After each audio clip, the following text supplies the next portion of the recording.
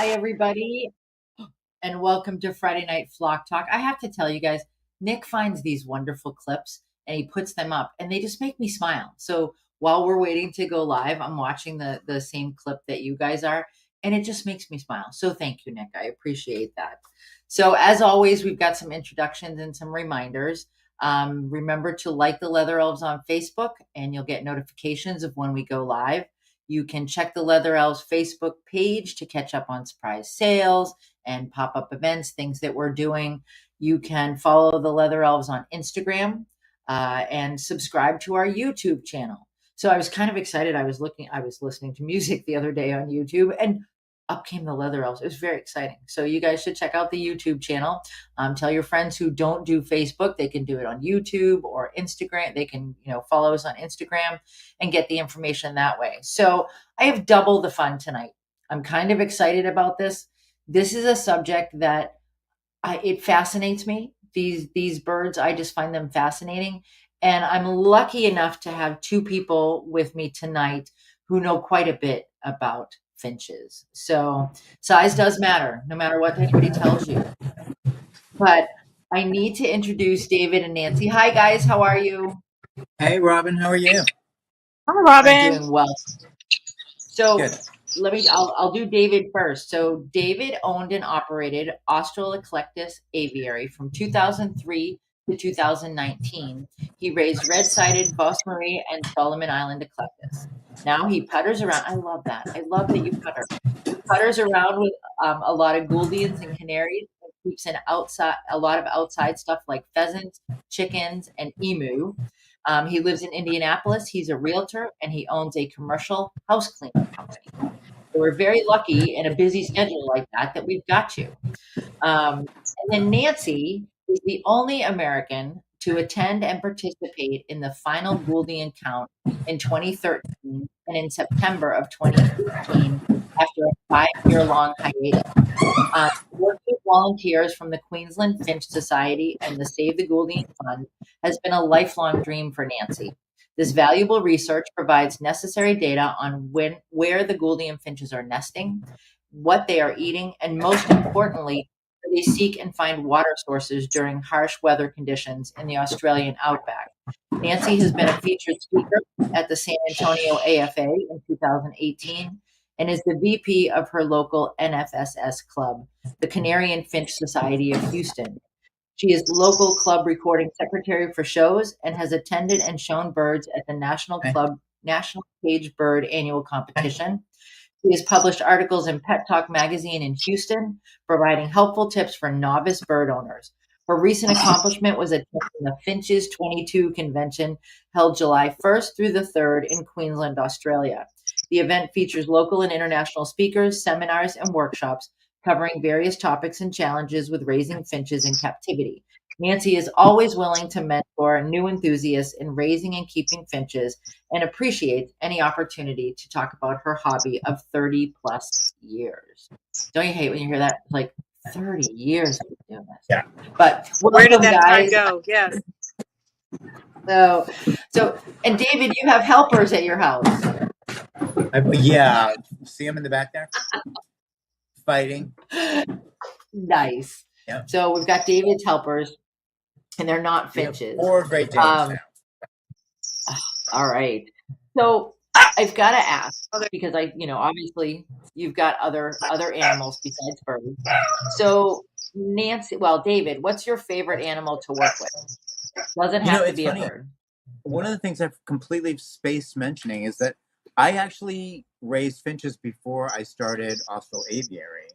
And I had a huge bird room of finches. And then I got caught up in hookbills and went full bore for eclectus for 20 years. And, I still have 4 eclectus. They're ancient pet birds that don't lay fertile eggs anymore. And we have a blue and gold macaw, But the finches were my first birds. And I really feel like they're underrepresented in aviculture. The big birds are just so glamorous, So what was your question? I'm sorry. It was, what's your favorite animal to work with? Let's see. Hard to say.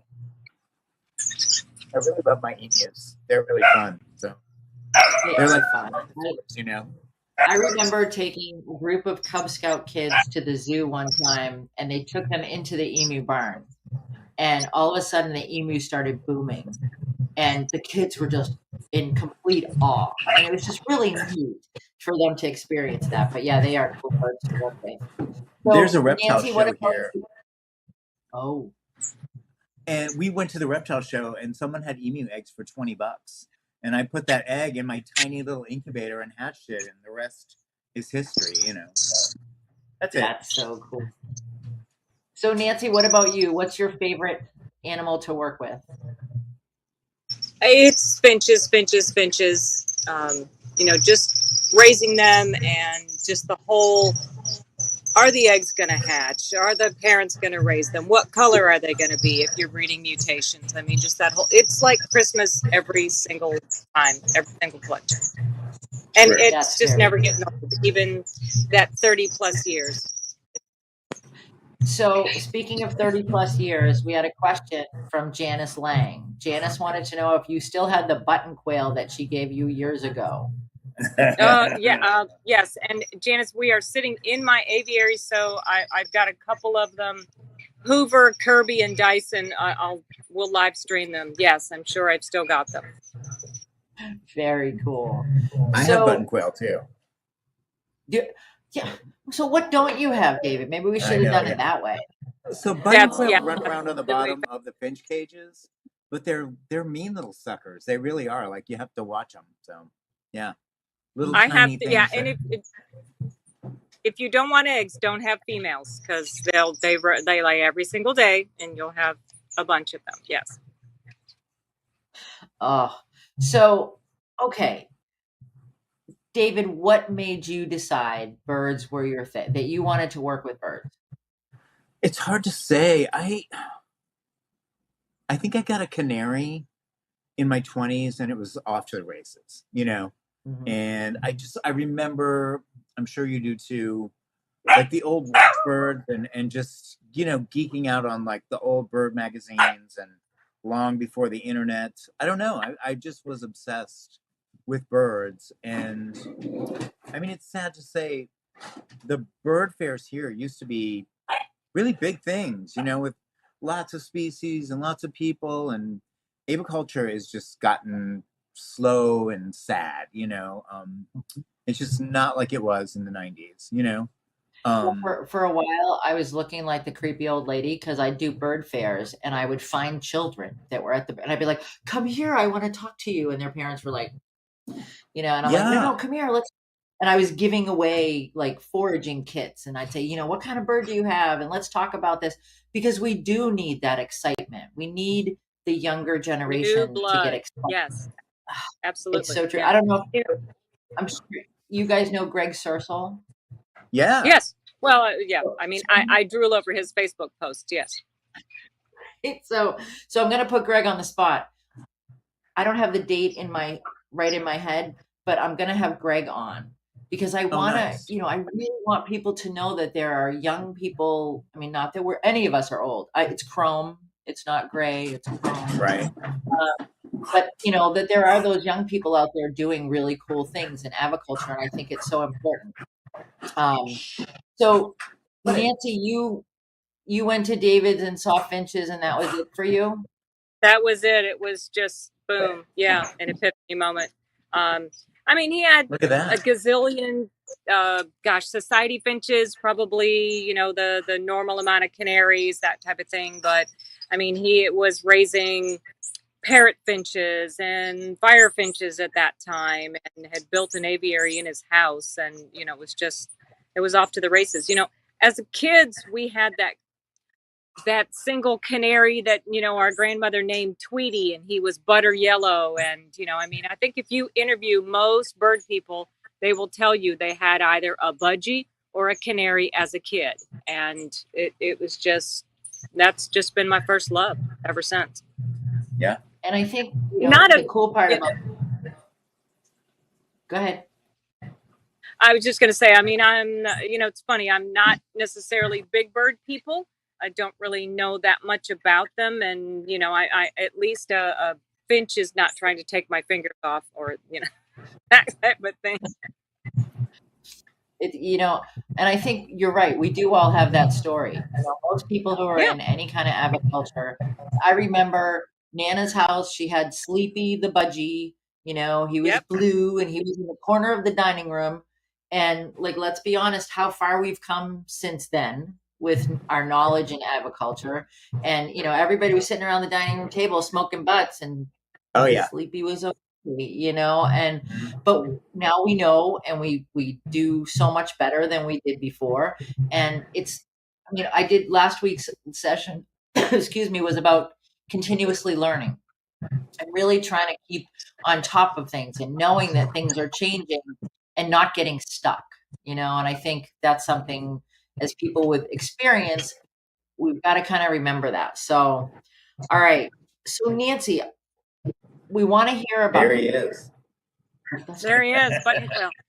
Yeah, and everybody, and thanks to Nick who does the AV for this stuff. I am on cell phone, and we just decided at the very last moment, hey, why don't we just sit in my Turn your aviary? phone. And so, Turn okay. your phone So, well, sideways.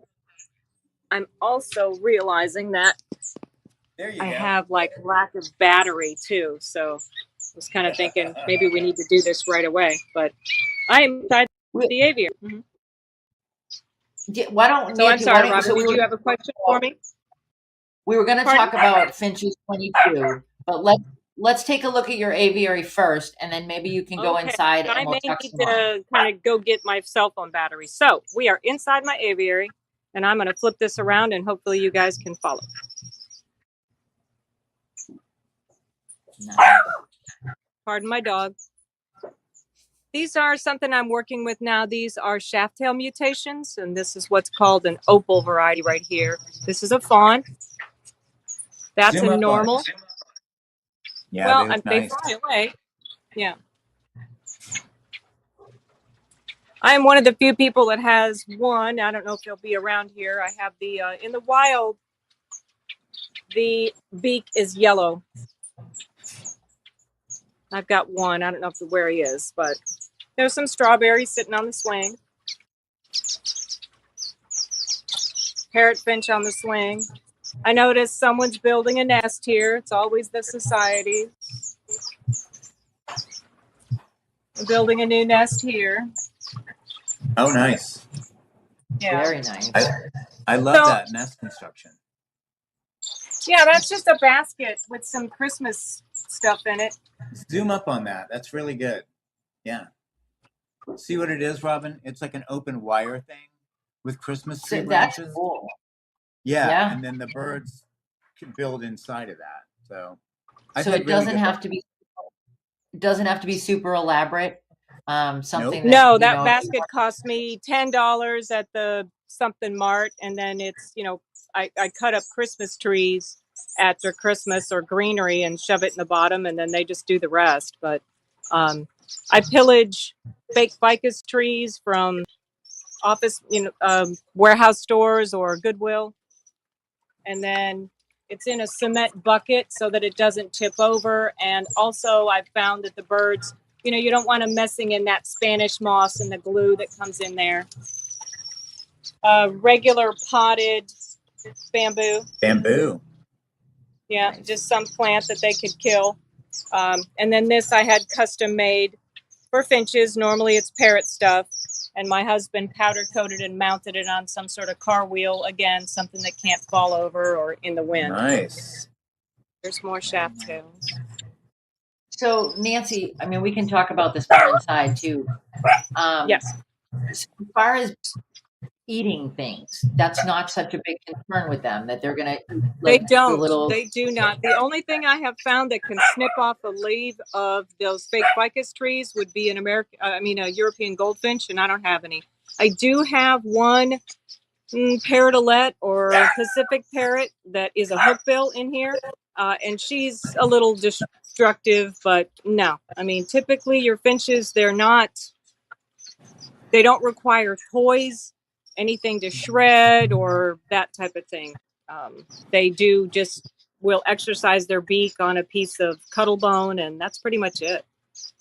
This stuff will stay in here. Honestly, weather would outlast it than a finch destroying it. So they just kind of manipulate the greenery and things like that and perch in it rather than eat it, destroy it, shred it, any of that. Yeah, definitely. It's really Well, nice I when will you say use the hookbills. yeah, this place has been here. This has been up here for a long time. And That's I what I mean love years. I mean, I feel like don't spend a lot of money on stuff. I mean, everything is just this is driftwood that I found along the beach. Nice. And then these are things that you normally would find for the parrots that are in that circular bouncy thing. And I just stretch them out and make perches out of them. So that's They're kind of not an interesting thing. Yeah. And I can put them in the washing machine or I can disinfect them, that kind of thing. So the size of them, Nancy, that's, it's much bigger, I think, than some people would think a finch. I always advocate with the hookbills that, you have to have things of different sizes so they don't get bumblefoot being in one place. Sure. That's, I mean, the same thing. You're offering all different size perching and things like that. Definitely. And and here's like a strawberry, if I can get her. She's on a branch of a ficus tree.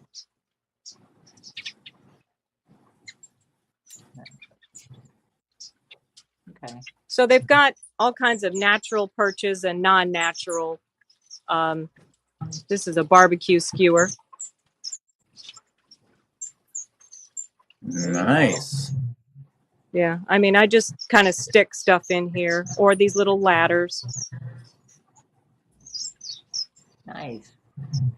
So finches are kind of DIY birds. Absolutely. They're relatively low maintenance, yes. Yeah, which is why you can have a lot of them in one space. This is a 10-foot by 12-foot space, and it is built onto a tough shed. So in bad weather, I will put them in the house or inside in here. That's cool. So how does weather affect them? How resilient are they as far as weather changes, things like that? As long as it's not a really cold, immediate snap and you lose like 20 degrees at one time, they're pretty weather tolerant. It was down into the 50s in Queensland, and the birds, they weren't happy, but as long as they have a barrier from wind, like mine can literally go in, and they do every single night. They go in to perch. They're pretty weather tolerant, but will they take it into the 30s or 20s? No. Yeah. So, David, do you have issue with that in Indianapolis? I mean, yes. I mean, everything comes in. I used to, when we lived in the city, I kept my finches outside. I had a big flight cage on the deck, and we moved about 10 minutes from downtown. And for some reason, I think it might be mosquitoes, but they were dropping like flies. So I just keep them all in the house now, and I mean, it also depends on the species. Gouldians, we call them petri dishes because they're delicate, they look at something funny and just drop off the perch and die, but canaries are pretty cold hardy, and the eclectus that I have here, I mean, they have thick down. So, I leave the eclectus out in the 30s. I don't drag them in here until like November, Right. And they're fine. They really suffer more in the heat than the cold. So. Yeah, I think that's important for people to hear. A lot of our birds, finches to the big, and then the big hookbill, people get, it's getting chilly. They're pretty resilient, and it's a matter, like Nancy said, as long as it's not that really quick snap where you're dropping a huge amount, they'll be fine. Well, and if they're they can keep up. Yeah. All right, Nancy, if you want to go, thank you. Is there anything else you wanted to show us outside? If you want to go inside and hook onto a charger, do you want to do that? Or we can stay here? I think I'm good. I'll just monitor the battery, for a bit. I mean, I can show you what I've done with the outside of it, what it looks like. Let's go outside. You didn't know Nancy was going to have show and tell, David. I really didn't, and I apologize. I mean, it's like I pressure wash everything. Saturdays, and today's Friday. So this is the outside. Started as just a 10-foot by 8-foot tough shed. So you see, I had an air conditioner there, and for about 6 years, I ran the AC unit, and and I thought, there's my little Texas flag. I thought, well, gosh, it's so sad that they don't get the benefit of natural light. So then we built on this just by decking. It's not a planted aviary at all, because it's elevated from the ground. So I just built onto it, and that door, as you can see, I can just take it out, put it back, throw a piece of railroad tie in there, and then the door stays open all day long. Great. So So I Nancy, have. you Go ahead. when you were in Australia, what about finches on the ground? Is that not a thing? What do you mean on the ground there? Mm-hmm. So, like for foraging, things like that, is it all up in the trees? Is it all like when you see, or and your finches in your aviary, so they don't go down to the ground very often? They They do. actually do. Yeah. Yeah, They they do. do. They do. They're grass finches, so that nothing that I keep. Well, with the exception of 3 birds, will eat fruit. So your fruit eaters are going to look for either flowers if it's like a lorikeet species or a honey eater species, that type of thing, but not a finch in Australia. And then your finches constantly foraging for seed heads or whatever drops on the ground. And not many of them eat bugs. Some of them will eat termites, but not much. Mostly grass finches are looking for just different kinds of seeds wherever they can get them. So do your guys go down on the ground out there? Not really, because that's kind of the button quail's job. I use them as maintenance. And then I put seed dishes inside the aviary because I don't want seeds germinating through the cracks of that decking. I found that that's what happens. But every now and again, I'll just put like a place of seeds for them on the ground. But typically, the kind of when you have a large space like that, it's smart to have your feed and your seeding, your feed station where you can clean it, and then everything else is spent exercise, enrichment, for lack of a better word. Right. Okay. So something So I'd like to speaking say. of, oh, go ahead. Have you ever heard of Paradise Aviary? It's Ransel Borges, and he's got a YouTube channel, and he raises a ton of finches, and he's got educational videos, and he just has the coolest birds. And so if you're really interested in birds, go check out his YouTube channel too. And anyway, he's phenomenal. So anyway, yeah. Nick, if we can find that link, if you can find that and put that up for us, that would be awesome. Eva has a question. She said, I have a question about enrichment for finches in an enclosure at an assisted living facility. All they have is their nests and 2 little swings. There are 6 birds in the enclosure. What else could she provide for them? So what you need is millet sprays. I take millet sprays, and I take a bunch of them, and I put a rubber band around the stems, and I hang it from the top. If you saw that video of mine that Nick posted, it's a bunch. See that? That's a bunch of millet just hanging from the top of the cage, and it's food and it's a toy, and they will destroy that. And yeah, it's their absolute favorite thing. Another thing I feed birds is greens every day, usually kale. They love greens, and they love to rip them apart. And finches aren't going to play with toys, but see how active they are and how happy they are. The only things they really fool with are nesting material, millet, and greens. So, yeah. Okay. Yeah, and finches, I think, as I said before, they're real low maintenance, so they don't require toys. I don't think they get bored like a parrot would, that type of thing. If it's something that they can eat and play with, bonus, like David said. There you go. And I think, what I used to do, I'd help people when they were trying to set things up, and we'd do like foliage that allowed for some cover so that it wasn't always, here we are and on display kind of thing. And I think, Eva, if that's something that you can get them to do at that facility, that might be good too. But yeah, I think I love the millet spray, David. I think that's great. But yeah, like Nancy said, Christmas tree branches, they love that. It's, that stuff's easy to clean. just hanging up in the top of the cage. They can hide in there. Yeah. So David, Melissa, who's listening, says she checked out his channel this past week. So very cool. He's awesome. We've got people who are looking into it already. Yeah, he sells but- finches. He sells finches too. So As far as protocols are concerned, breeding, do you have a set of protocols that you follow, or is it because it's a definitely a flock situation or a colony? Is it kind of just, it happens when it happens? what do you No. mean? No. Smaller birds will go through a life cycle. So if you think about it, it's dry, and sometimes they can't find seeds, they can't find water. They're not interested. Their bodies aren't interested in breeding. Then they go through a molt. So there's a thing called an austerity period that, to get your birds into breeding condition. I personally cut back on seeds, water, no greens, no egg food, nothing. I'm not pumping them full of protein, that type of thing, or breeding or extra supplements. They're just doing what they do in the wild. And when the rainy season comes, that's when their bodies kick into gear. Longer light cycles, better food sources, and they feel comfortable and confident to be able to physically be able to rear the babies. So, David, when do you set yours up for breeding?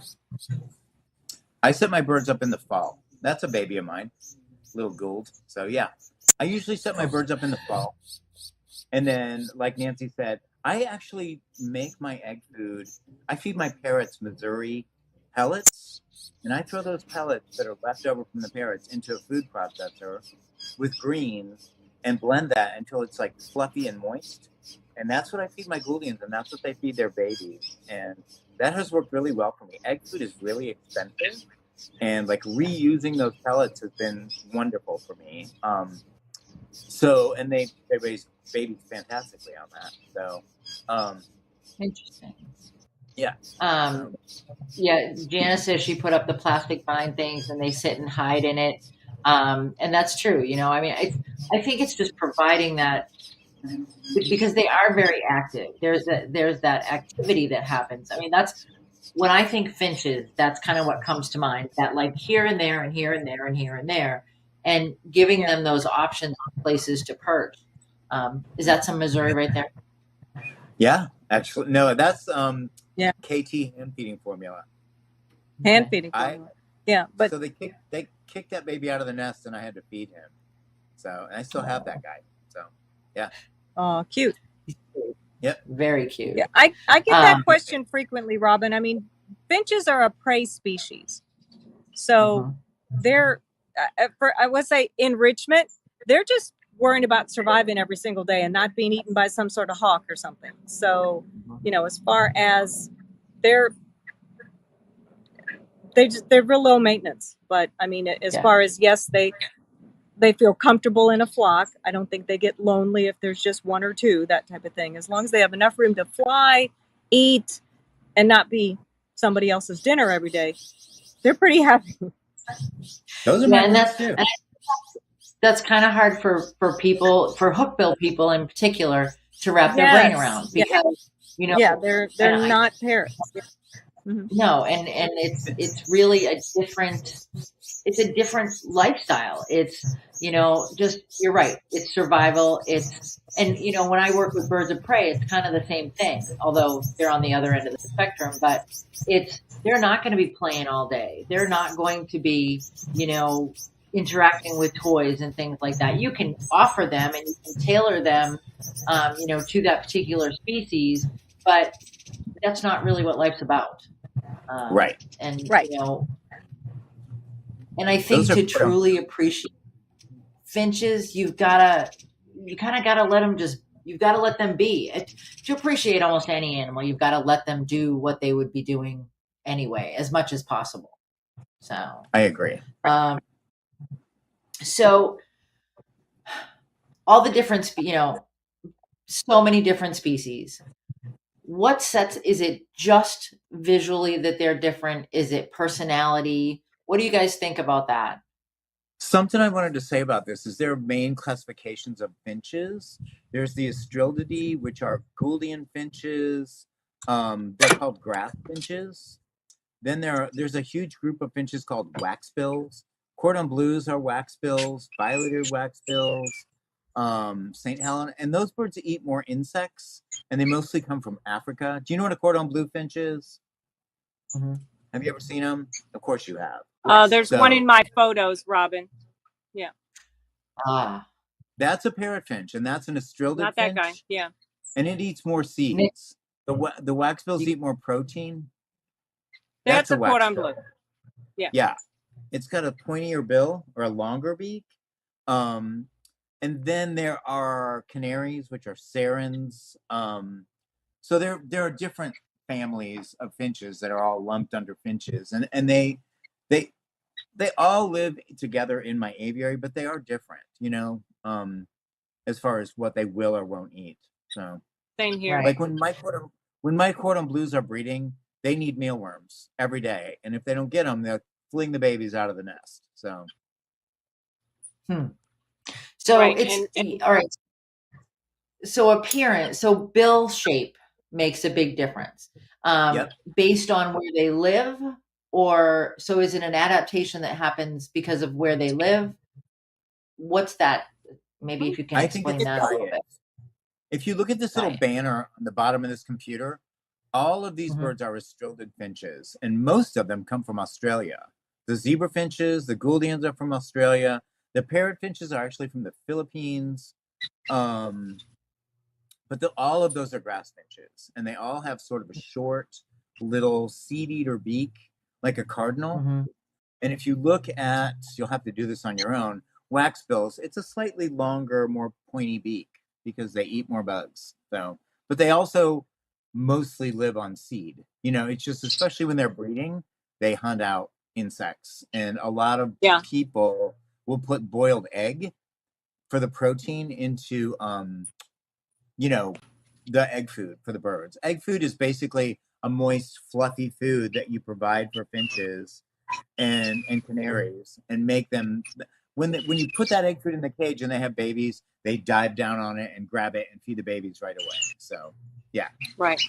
And then some waxbills, and as David said, they're more difficult. I always tell people, if it's beautiful, hard to get, hard to breed, I want it, because it's a challenge. But the waxbills do require live food, maggots, mealworms, phoenix worms, sometimes, termites, that type of thing. You will be, and that's why we love Ransel's videos.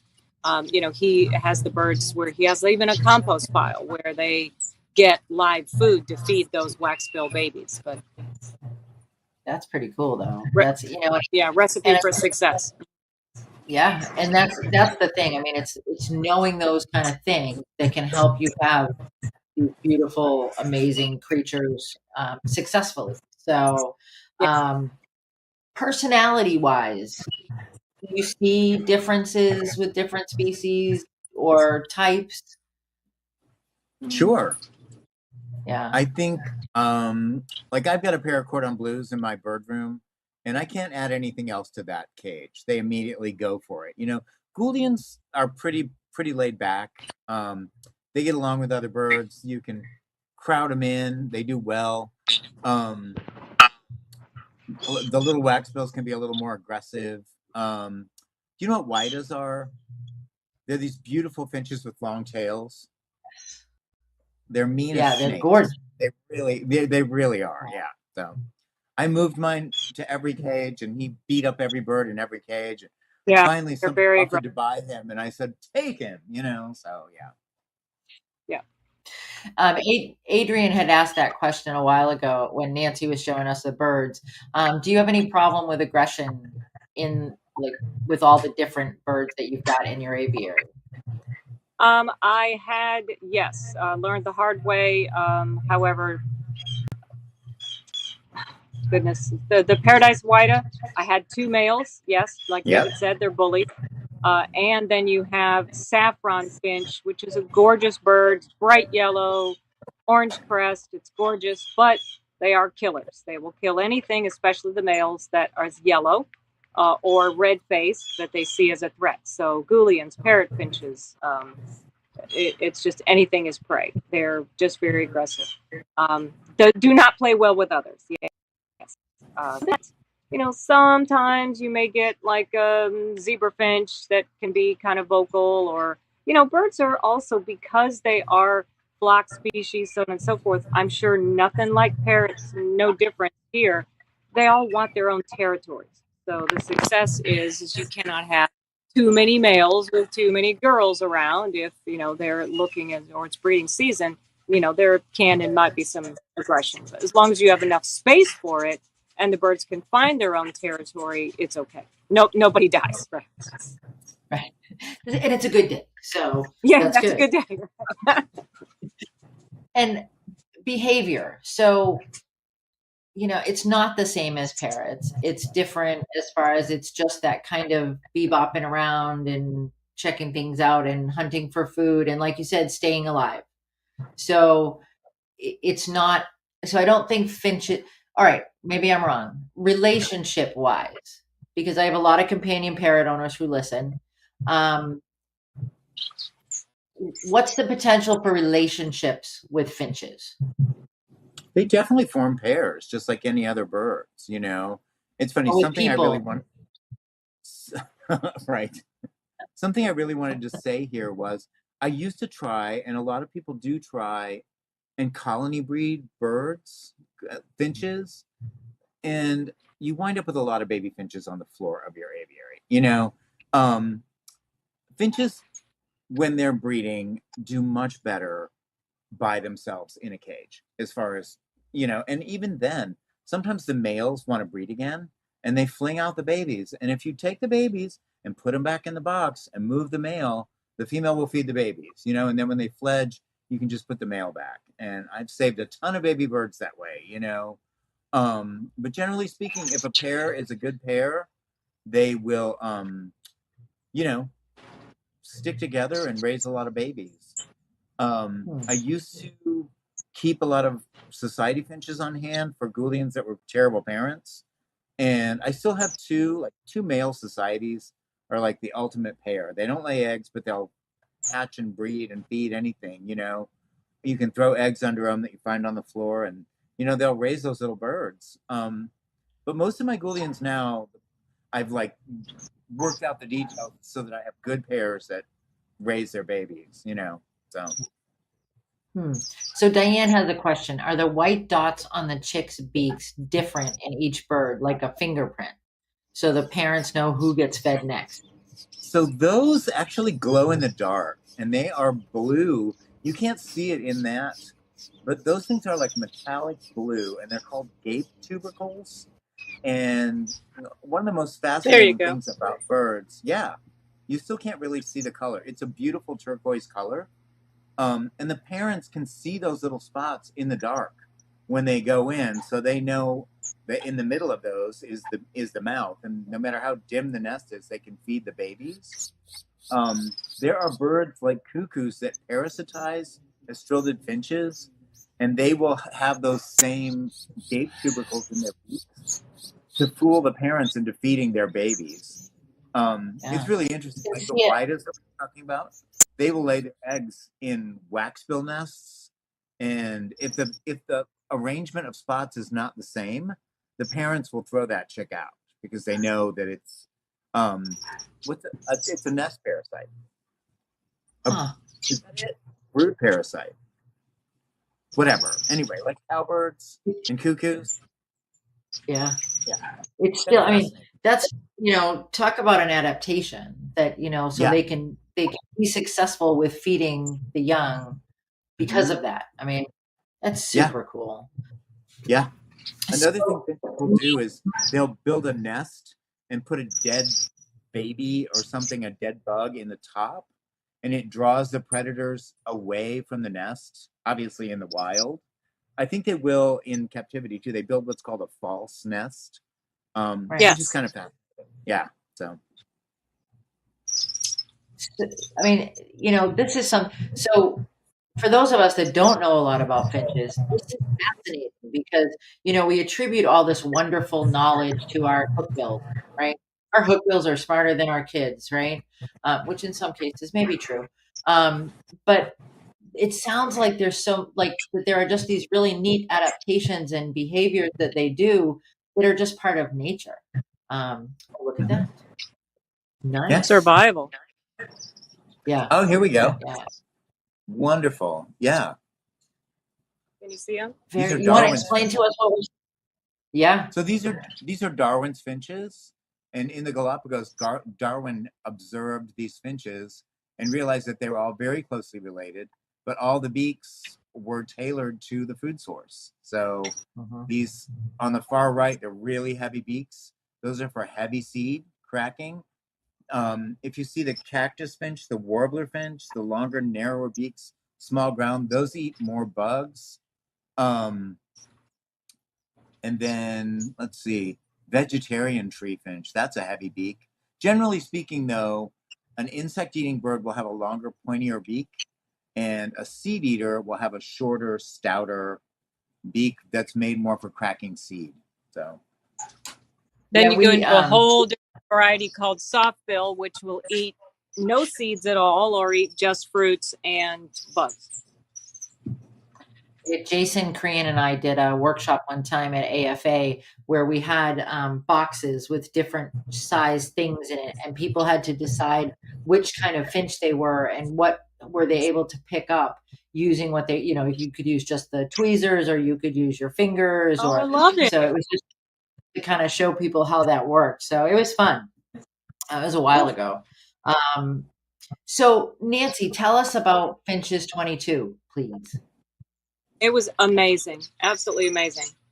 It was 3 days of seminars. And of course, they hold it every, say, 2 years. When I went to Australia in 2018, they were, hey, are you going to come for Finches 2020? And of course, then COVID hit. So it got pushed to this past year. But 3 days of seminars. So it's Friday, Saturday, Sunday. They had speakers that were just amazing, and I wound up being a guest speaker for a couple minutes as a time fill slot. But I mean, it's the Queensland Finch Society that does similar to our AFA. So you've got your speaker roundtables, so on and so forth. And then part of the first day was private aviary tours. So I got tons of ideas, tons of photos, and just lots of tips on breeding in large spaces or they're really blessed. I kept saying we have snow in our country, a lot of places, and we can't have these type of aviaries. But there's most people that I saw, at least, keep them in large enclosures, planted, fountains running through everything. It was just really amazing. Nice. Definitely. Very nice. Yeah. And I find that when you talk to people in Australia about finches or about hookbills or whatever it may be, there's an understanding of the animal as the animal, not as what we want it to be. And I think that's what's kind of cool is there's a lot of, yes, there are companion parrots. Absolutely. There are quite a few companion parrots in Australia. But it's the way they view those pets and the way they view the animals that are in their care. It's really about what the animal is at its core, which is very nice to see. So, think of finches as aquarium fish. Like when they're really nicely set up in a big flight with some plants and some branches, and they're stunningly beautiful. Look at that. So that's my sister's bird. Beautiful. That's Mr. Paradise. Yeah. They really don't want to be handled. They don't want to be snuggled. They want to do their finch thing and fly around and and be watched. And for me, I keep a lot of fish too, and I love like a really well landscaped fish tank with like rocks and wood and plants and like that. My finches are the same kind of deal, So yeah. A little piece of me dies when I see one bird in one cage with one dish and one, it's me personally, but. No, and it's interesting because that's another thing that when I talk to people about hookbills, I say no, you don't need to get a friend. You don't need to have somebody to, another bird to keep your bird company. That's not absolutely necessary. In this case, that's what they're about. It's not about that single bird. Right. It's about a Yeah. so the okay, I've seen a lot of aviaries that people have that are like glass fronted aviaries for finches. Yeah. What's that Yeah. about? Is that a good thing, a bad thing? I think as long as there's plenty of air movement, it would be Mhm. fine. Mine are all wire, Okay. Yeah. I use this rabbit wire like Nancy has, and just, framework. Mhm. It also seems to me like it would get really messy, like I bathe my birds in like clay pot, the trays, and they will get in there and sling water everywhere. I put newspapers in the bottom, and like it's soaking wet, and I can just see that glass getting all like water spotted, Yeah. I don't know. I've never tried it, honestly. But I think if, you see like at nursing homes, those giant aviaries with the glass fronts, that might work. Right. But in a smaller cage with a glass front, I just think I'd be constantly wiping off the water spots, I don't know. I always ask, do the birds just fly into the glass? I mean, how do they know, the whole depth perception thing? And people that have them have said no, it doesn't happen. But it does make for Right. beautiful presentation type of cage. Yeah. Yeah, but that's not everything. I mean, yeah, I think, again, it's a personal preference, and as long as the birds are healthy, and that's what you go with. But so those were button quail for Janice. Is that what that was? Yes. Yes, and they're beating each other up. It's like, see, they're super aggressive. Come on, You know what I boys. really hate? It's like a constant birdie smackdown around here. Yes. I really hate parrots in acrylic cages. I don't know about you. Oh, Like, yeah, Yeah. not a fan. no. Not a fan. Mm-mm. I mean, to me, anything, and even when you go to exhibits at facilities and there's that big acrylic or glass, and because it's not, yes, it's immersion for the people who are visiting, but it's, what does it do for the animals? That's the thing, Right. Yeah, they need to climb on that, Yeah. Yeah, they definitely do. All right, I so wish you could let's see talk it. about. Go Go ahead. ahead. Right No, I was. behind me, out that window, is like a 20 by 30-foot flight cage. So with macaws and a All right, cut, so you we're can't coming see back again sometime, David. We're gonna come it. back. Okay, yeah. Okay, yeah. We're gonna go outside. All right. So Janice is asking, do either of you have problems with mosquitoes affecting your outdoor birds? I do not. I raise a lot of pheasants, and West Nile has been a problem. I raise impkins. You know what those are? Tibetan Yeah. monos, and emus as well. And West Nile can be a problem, but my avian vet told me that they rarely see it here, so I have not been vaccinating for it, and I haven't had a problem. Knock on wood. Yeah. So. Yeah. I haven't, to my knowledge. I mean, my entire backyard is plastered with all those things that, I've got various and sundry mosquito treatments. I have gone to a water source out here that is kind of like a fountain let's see if I can turn this around. So nothing is pooling and the water's constantly moving, and there's like 48 layers of screen underneath there. Got to go a Put little your phone lower down. with that camera. In there, and I'm thinking that nothing's breeding in there either. So, but Turn no, your I mean, phone I'm down. sitting outside. Pardon? Put your phone down further so we can see your fountain. Oh, sorry. Is that Down. better? Nope. A little lower. There we go. There we go. There we go. Nice. Sorry. So this is just a basic, like, ornamental fountain that you'd have in your garden, Lower. and nothing can pool in there. There we go. Yeah. Yeah, And the that's birds nice. can drink, and the water's continually circulated. And then under that trash can is a fish tank filter, so it's clean. There you go. But That's no, I have, great. to my knowledge, I've not had issues with And I've investigated different options, and I had another one that was with the water that goes into 3 different, like the traditional Serenity fountain that you'd have, but the water was pooling, the birds could poop in it, it would get dirty, and I probably was breeding mosquitoes. So this year, no, I haven't had any issues, and I'm sitting outside right now and I'm not swatting mosquitoes. There we go. It's probably pretty warm, but Yeah. a little Right. bit, yeah. So all right, finches. I want to have finches in my life. What do I need to do? How do I get started? What do people who are listening need to know? Don't visit David's house. You'll be hooked like I was. Get the biggest cage that you can put in your house. There, it's the same thing with parrots, like especially because finches need to fly. I have in my basement, I wish I'd done this on the phone, but they make these 3-foot wide powder coated cages. You can get them on Amazon, and they're really nice. And you can hook 2 of them together and have 6 feet of flight space, and they look really nice and they're easy to clean. Yep. But even the 3-footers are plenty big. You want room for those birds, and then you want good seed, cuttlebone, greens, millet sprays, clean water. That's about it. David, what would you recommend as a good starter type of finch for a novice or a beginner?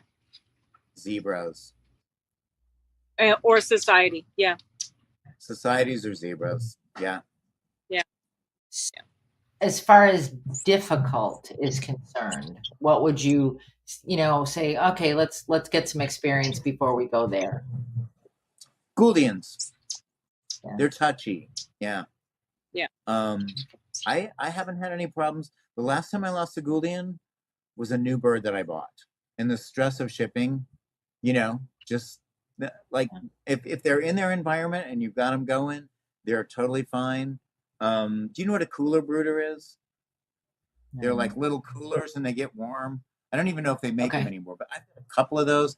If the bird even looks funny, I snatch it out of there and put it in the cooler with some heat, or a heat lamp would be well. And usually by the time I get home from work in the afternoon, that bird is perked up and it's fine, So that's a nice thing to have on hand. Just even a heat lamp to a brooder set to like 100 degrees.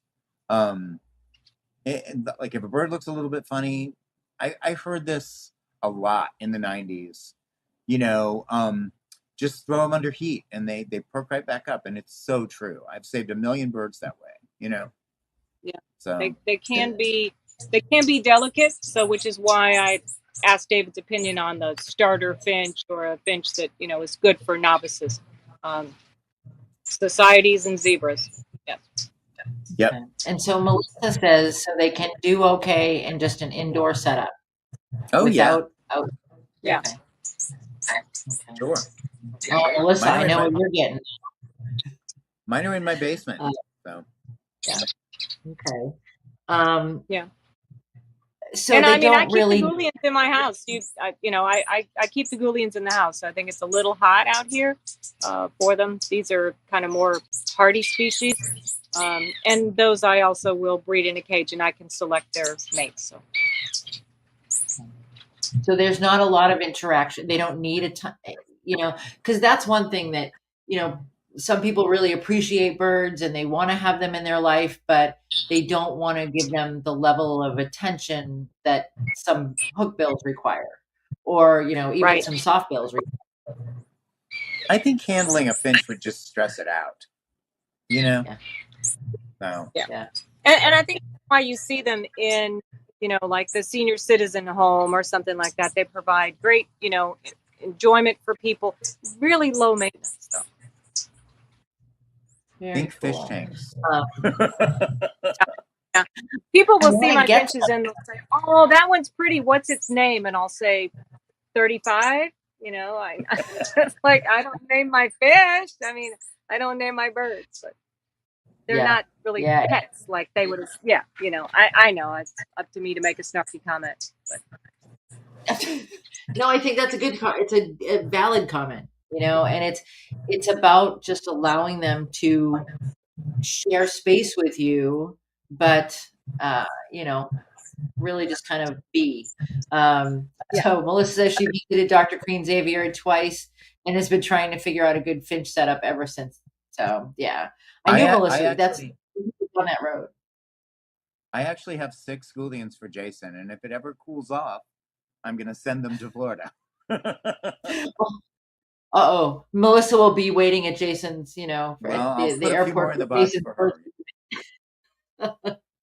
Melissa is a wonderful zookeeper, and she's real. I met Melissa through International Association of Avian Trainers and Educators, and she's a great animal care person. So we need to Nice. hook you guys up. Yeah. So finch conservation.